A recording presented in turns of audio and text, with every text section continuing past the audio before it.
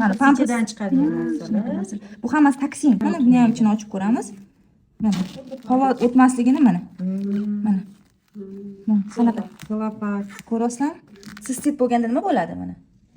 Hojatga ko'p boriladimi? Mana qarang, sintetika shunmayapti. Achishib hojatga boradi, qovurda og'riq bo'ladi. Tez-tez peshobga chiqadi. Qichishishlar, vyuzeleniyalar ham bo'ladimi? Bo'ladi. Qaranglar, mana endi bunga hamma miqdorini quyib yuboramiz. Hozir men sizlarga solishtirib beraman. Даже kista miomalarning sababiga ham aynan shu narsalar sabab bo'layotganiga o'zingizlar guvoh bo'lasizlar. Mana hozir tekshiramiz. Qaysi biri qay darajada quruqlikni saqlab qolishi bo'yicha. Mana bu birinchi prokladkamiz. O'tib ketdi qaytib. Mana bu ikkinchisi. Bundan chiqmadi. Qattiq bosdik ham. Bundan ko'p suv quydingiz-a? Da, bundan 2 barobar ko'p suv quydim. Mana ko'ramiz, endi buning ichida nima bor? Nimaga griboklar, даже kosmetologlarga murojaat qilishadi, intim zonalar qorayishi bo'yicha. Nafas olmagandan keyin bu salafan paket turgandan keyin nafas olmay, havo o'tmay mana ichida nima bor?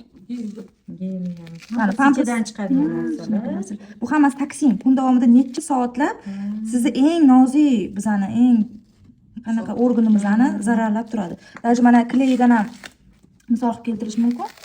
Bularga texnik kleylar ishlatiladi. Ba'zan tursilarga ham mana yopishib qoladi, yuvganda ham ketmaydi.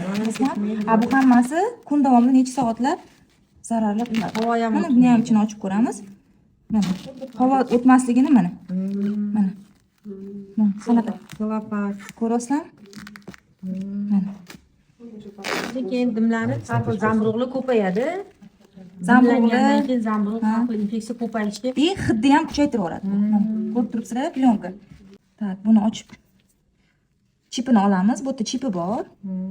Ekologik mahsulot qanaqa bo'lishini farqiga borib olishinglar kerak. Hozirgi zamonda shundoq ham nurlanishlar hamma joyda zararli ko'p bir payt. Mana bu haqida keyin alohida aytaman. Qaranglar, mana yirtilishini o'zida. Mana qanaqa paxta. Tushab ko'rsanglar ham bo'ladi. Hozir boyagilarda ajralmadi ham o'sha. qanaqa paxta bunda? Bunda hozir 9 qavatli yuqi paxta, ipak paxta Nima sababdan qilingan. Bu sababi suyuqlikni ichkariga itarib beradi. Mana bunda tashqariga o'sha shimmayapti, endi buni ichida paxta ham bor.